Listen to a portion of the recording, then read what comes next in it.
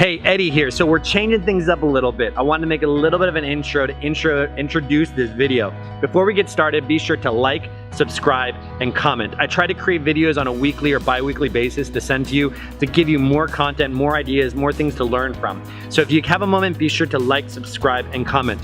This video is going to be about qualifying customers from the perspective of the real estate professional. So let's check it out. So imagine you get your first lead, your first potential buyer or seller or renter or whatever it may be. And now you're like, okay, now what do I do? So if I were you, in the 7 years of experience that I've had, I would probably create a regimen, I would create a regimen of just simple questions that you can ask to help make it familiar for you to say them so it kind of comes out of naturally. And once I have those lists down, I will continue to use them and refine them. So this is how I would do it. So I get that phone call, like ring, hello, yes, hi, yes, this is Eddie. Imagine my earpiece is in. So, hey, yeah, this is Eddie. Hey, Eddie, I was curious. I'm looking to buy a house, and they go on and on. Oh, okay, awesome, cool.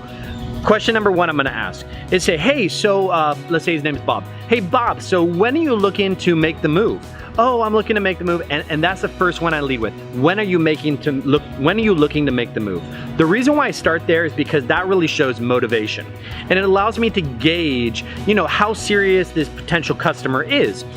Also, what I like to do in that same questions is I'll probably also ask something along the lines of like, hey Bob, number two, what are you looking for in that next home?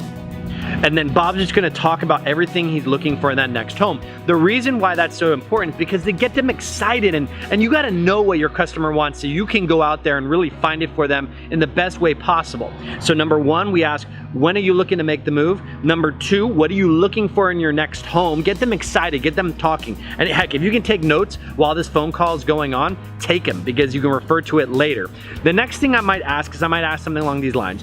Hey Bob, awesome, so you're looking to move January 1st, you're looking for a single family home in this community with a pool.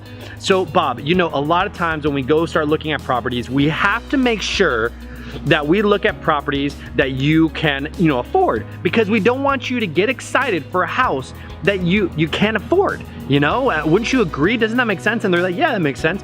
So Bob, let me ask you a question. Wait, okay, what's the question? How much are you qualified for, or how much are you looking to spend on your next home, on your new home? And then Bob's gonna talk about, the amount of money he wants to spend. Once you identify the spend amount and you let Bob just talk, because your role is just to understand what the customer is looking for and what they want in their next home. In that same question, you want to also ask, hey Bob, so how did you plan really to pay for this house? And Bob will either probably say, well, I was looking to get financing, or I'm paying cash. And of course, there are much more in-depth questions you can ask, which I can talk about at a later time, that will understand like pre-qualifying a customer when it comes to a mortgage, or, well, where does the cash come from? Is it documented? Is it in your bank account or 401k or IRA or wherever it is? So definitely want to know how they plan to purchase their next home, because that's important. So number one, when are you looking to move? Number two, what are you looking for in your next house? Number three, how do you plan to pay for the house, or what's the purchase price, and or what's the purchase price that you're looking to stay within? And then the fourth thing I like to ask is so hey Bob, what I'd love to do is let's say he's gonna finance.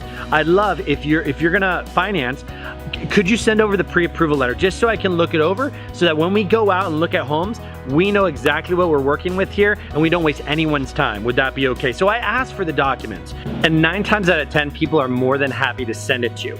So you're gonna wanna ask Bob, when are you looking to move, to gauge motivation? What are you looking for, just to be there for your customer, to understand what they're trying to achieve, how much you're looking to spend, the manner in which you choose to pay, and also asking to send the documents. And the last thing I like to throw in there is you want to build like this yes momentum, and you want them to become engaged. And so this is what I would say. So hey Bob, you're looking to move X, you're looking for in the next home, you're looking to pay for it this way, you're gonna send me the documents. How about I set up a search for you on the MLS, and briefly explain what the MLS is, so that you can be aware of everything that's coming on the market that meets what you're looking for. Would that be okay? And they say yes, and then you ask for your email, phone number, and name. And then maybe a last wrap-up question, say, Bob, when I send you these listings, be sure to select the ones that meet what you're looking for. I'm gonna go through them also to make sure that they meet exactly what you're looking for.